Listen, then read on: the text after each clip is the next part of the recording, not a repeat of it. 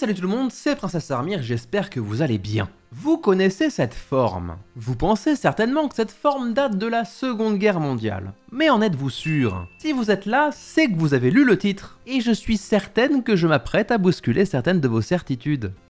Depuis quand les frontières françaises n'ont-elles pas bougé? La première réponse qui vous viendrait spontanément, c'est depuis la fin de la Seconde Guerre mondiale. Et peut-être qu'après 10 secondes de réflexion, les plus malins d'entre vous me diront « Oh, c'est peut-être depuis l'indépendance de l'Algérie ». Oui, en effet, le dernier changement brutal de territoire date du moment où on a rendu l'Algérie aux Algériens. Et si on parle en termes de gain de territoire cette fois-ci, c'est en 1947, lorsque le traité de Paris nous a permis de bien grignoter des bouts des Alpes aux Italiens. Parce que basiquement, ils étaient méchants pendant la Seconde Guerre mondiale, je sais pas si vous savez. Vous avez la main pour une question d'histoire. C'est pour ça que la frontière franco-italienne est très bizarre. On a des vallées pas entièrement françaises, on a des frontières repoussées au-delà de la limite de certains cols, voire des vallées complètement isolées de l'autre côté de la ligne de crête principale des Alpes, où il y a des panneaux italiens, où ça parle italien, mais c'est français. Et on a d'ailleurs une frontière litigieuse avec l'Italie, qui fera peut-être l'objet d'une vidéo dans 10 ans. Mais si je vous dis que depuis 1947, nous avons signé, avec 3 de nos voisins directs, des petites modifications définitives de territoire, en loose dé, sans jamais que personne ne s'en soit aperçu? Nous avons en effet, depuis 1947, signé quelques accords avec les Andorrans, avec les Luxembourgeois et avec les Suisses. Ce dernier étant très friand de ce genre d'accord avec nous. On a aussi une situation un petit peu particulière avec l'Espagne dont je ne parlerai pas, avec l'île des Faisans, qui est une île franco-espagnole qui change d'administration tous les 6 mois. Donc oui, techniquement, on gagne et on perd du territoire annuellement, et si vous voulez être tatillon, c'est en effet là que se fait périodiquement la dernière acquisition territoriale de la France. Repose tout de suite ce commentaire, Gérard, je sais que tu sais, ne t'inquiète pas. Je ne parlerai que des accords qu'on a signés avec d'autres États qui ont de leur plein gré gentiment accepté de rétrocéder définitivement des parties de leur territoire. Bien souvent en échange de territoires de superficie égale. Non Gérard, on ne parlera pas de vastes régions conquises au prix du sang. Mais alors, à quoi servent ces accords, me direz-vous? Eh bien, à plusieurs choses. Premièrement, certaines frontières sont définies par des cours d'eau. Et les cours d'eau, ça a une légère tendance à bouger. Dans la grande majorité des cas, les frontières qui sont définies par des cours d'eau bougent automatiquement avec les modifications de ce cours d'eau. Mais si un jour, une des deux parties se rend compte qu'elle se fait manger du territoire bien plus qu'elle n'en gagne, il peut se fâcher. Donc parfois, il est nécessaire d'adapter la frontière pour éviter de générer des conflits territoriaux qui vont durer des dizaines d'années. D'autres modifications servent quant à elles à réaliser des projets urbains qui ne pourraient pas se faire autrement, tels que des échangeurs ou des quartiers. Et pour que vous ayez une idée plus précise de ce dont il est sujet, on va parler d'un accord avec les Suisses, avec les Luxembourgeois, et je vais commencer par l'unique accord franco-andorran.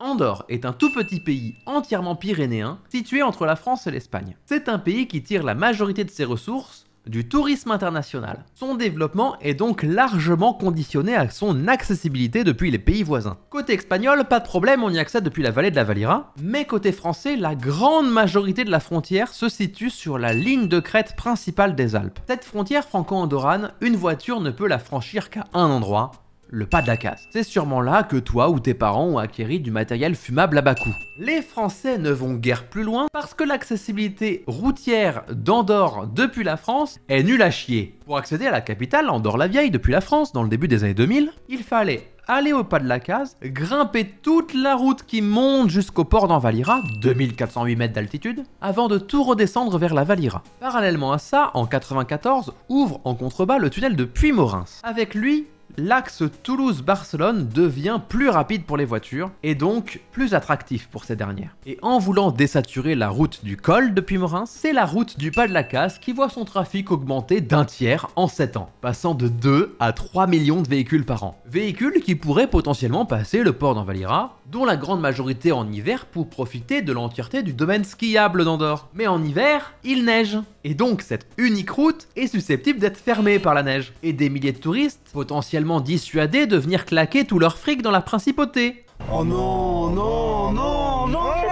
C'est pour éviter ça qu'Andorre a décidé de créer le tunnel d'Envalira, qui permet à minima de permettre l'accès à la principauté depuis une deuxième route, moins haute et moins susceptible de fermer l'hiver. Mais il y a un hic. À cet endroit-là, la frontière entre la France et Andorre passe par une petite rivière encaissée, l'Ariège. Et pour mener ce projet à bien, il est nécessaire, en plus du tunnel, de créer un pont international. Sauf que la France, bien radine, n'a pas voulu dépenser un seul franc dans la construction de ce pont. On a préféré signer un traité avec Andorre, visant à échanger 15 595 mètres carrés de terrain, pour que l'emprise du pont entièrement financé par Andorre, soit entièrement régi par le droit d'Andorre. Depuis lors, on a donc une petite bitouille du territoire andorran qui dépasse dans la France et qui crée ce que je pense être la seule frontière mondiale qui suit parfaitement la courbure d'un rond-point. C'est si français.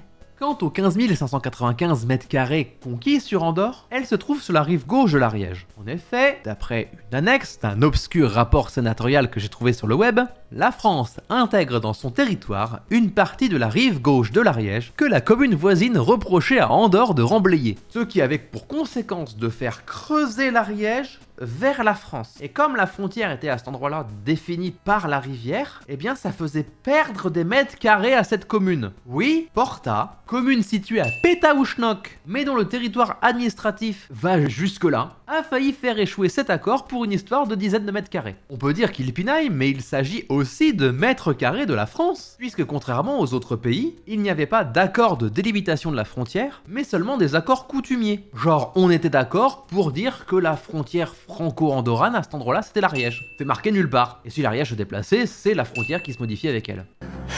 Am I a joke to you? Il a fallu attendre 2015 pour que la frontière soit clairement définie par un texte et par l'installation de bornes frontières là où c'est nécessaire. C'est la fin d'un long périple et je vous rassure, les autres histoires n'ont pas autant d'enjeux que celle-là, notamment concernant le dernier des accords que nous avons conclu avec les Suisses. La Suisse est le pays du fromage et de David Castello-Lopez. Mais je suis même pas suisse. Mais c'est aussi le pays qui aime pinailler le plus avec ses frontières. On a modifié plus d'une grosse dizaine de fois la frontière franco-suisse pour des broutilles. Tantôt une rivière qui bouge, tantôt un échangeur autoroutier qu'il faut construire, tantôt une évolution du relief de 8,47 nanomètres qui déplace la ligne de crête de 4,7 cm vers le nord-nord-est. Quand ils pinaillent, ils ne font pas les choses à moitié. Contrairement à Andorre, la dernière modification que nous avons eue avec la Confédération helvétique est très précise. Son motif est plutôt simple, entériner définitivement des changements qui étaient acceptés de fait par l'usage des riverains. Mais malgré la simplicité de ce motif, elle détaille au mètre carré près chaque petite modification. Et pas de jaloux, chaque partie échange la même superficie, 5578 mètres carrés. Le souci, c'est que c'est tellement petit que c'est invérifiable pour moi. Il est question de 1060 mètres carrés de part et d'autre des bornes frontières 130 et 133 du canton de Genève et du Royaume de France, soit en plein milieu d'un petit ruisseau qui coule dans une forêt dont la modification n'apporte strictement rien. Il est aussi question de 2842 mètres carrés tout au sud de la Suisse, dans un bois, pareil, de 1326 mètres carrés d'une route départementale entre Viry et Serral, mais de la surface de la route départementale, littéralement, et enfin de 350 mètres carrés d'une prairie où il y a un cours d'eau qui a été un peu canalisé. Et ce que j'adore le plus dans ce projet, c'est qu'il a été motivé par la Suisse depuis la fin des années 70, et qu'il n'a été ratifié qu'en 2002. Et je ne sais pas ce qui me fait le plus rire, entre le fait que les Suisses pinaillent parce qu'un vieux cours d'eau inaccessible a changé son cours de 50 cm et que c'est horrible et il faut absolument changer la frontière, ou que la bureaucratie française a mis plus de 20 ans à répondre. Allez, on se retrouve dans 10 ans quand un glissement de terrain aura modifié la ligne de crête d'une montagne, les Suisses, hein.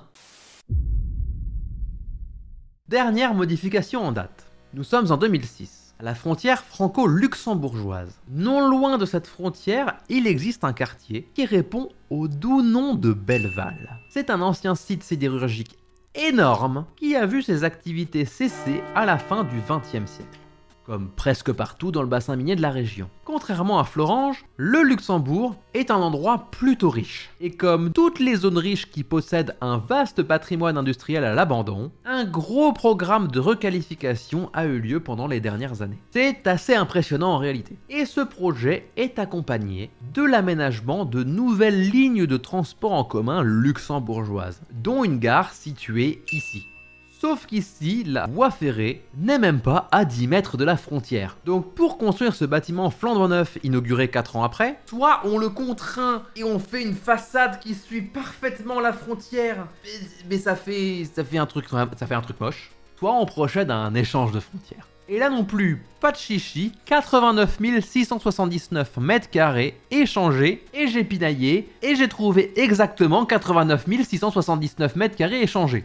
On s'est pas foutu notre gueule. Et cette modification crée une toute nouvelle bitouille, mais aussi une particularité unique, c'est-à-dire une route située en France, mais avec un mobilier urbain 100% luxembourgeois, qui emprunte un territoire nouvellement français pour aller du Luxembourg au Luxembourg. Donc si on a échangé dans les faits le même nombre de territoires, c'est vrai, il se trouve que sur ces terres conquises, il y a une route 100% luxembourgeoise avec du mobilier urbain luxembourgeois géré par le Luxembourg. Donc dans l'histoire, on se fait un peu enfler quand même.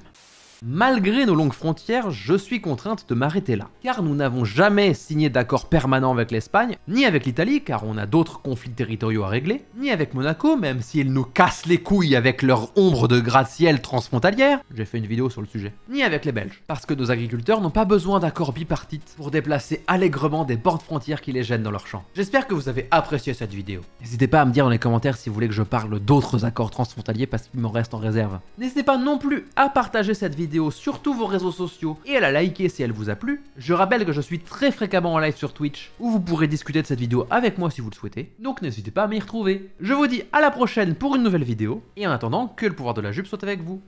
Ciao.